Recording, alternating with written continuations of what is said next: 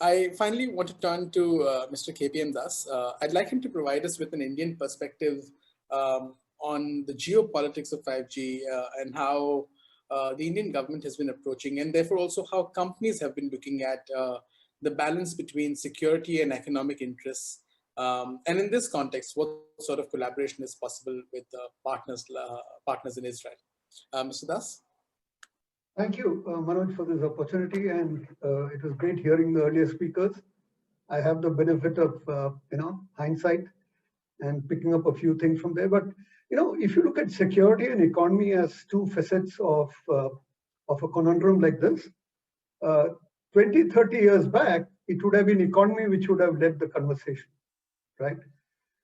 Things are completely different, especially in the subcontinent. All of us are aware of what's happening. And the government, like many other governments, have taken a few steps forward, a few steps back, and we've been seeing there's a lot of tentative approach to induction of 5G, right? So, before you start from India, you need to look at the global scenario.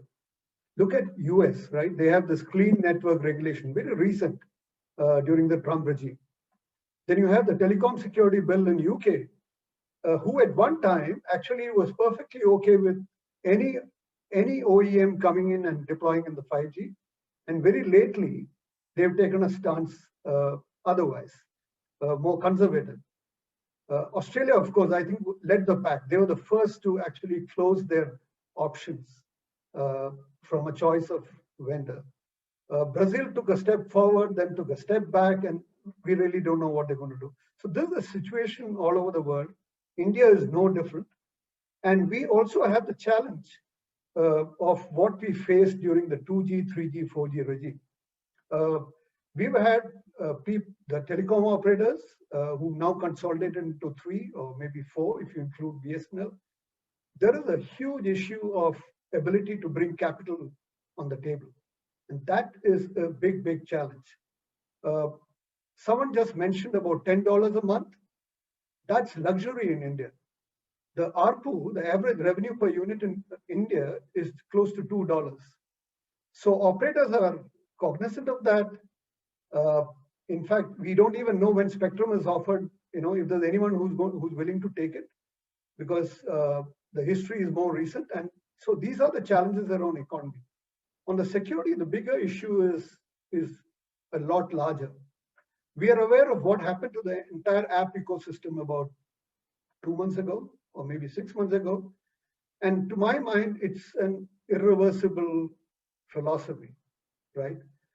Given the strong strains of nationalism and Atmanirbhar and all of that. In fact, just before this call, I was on a call with NCAC as part of an industry group. And we have some more, barriers which are looming in the Indian market from a security point of view. The telecom minister on the 16th of December announced something called the National Security Directive. Typically, one would expect it to be an all-encompassing security directive, but this one is just focused on telecom, and without having mentioned, it actually is about 5G, which is that there's going to be a definition of something called the trusted source, and then the trusted product, and eventually the trusted component. Now, for companies like Nokia, Ericsson, Cisco, and all others, whose supply chains, is strung across the world, the markets are strung across the world, and where you cannot develop products for the specific market, you need to have a global market. It's a big challenge. So we are expecting some very tall regulation coming up, defined. And by 15th of June, I understand India is going to have a formal trust-based, figure of merit, measure-based qualification. And that's going to be very challenging for people who have global markets and global supply chains. So this is one big issue that we think India will have to deal with.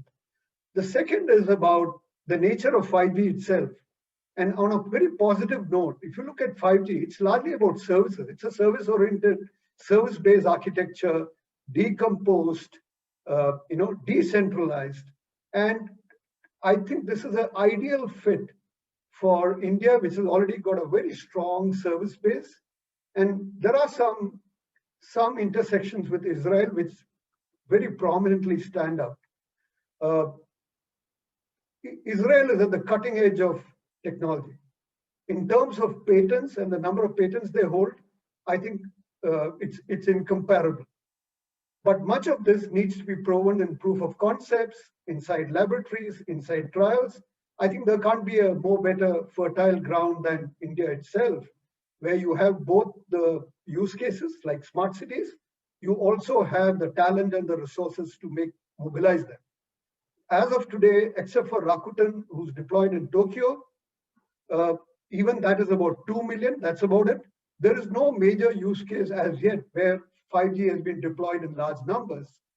So potentially, we qualify for that. And I think this is an area where we need to work very closely with Israel. The other area possibly is, and this is triggered by the choice made by Reliance Jio to support Open RAN, ORAN. And in that, there's a lot of pieces to be put together.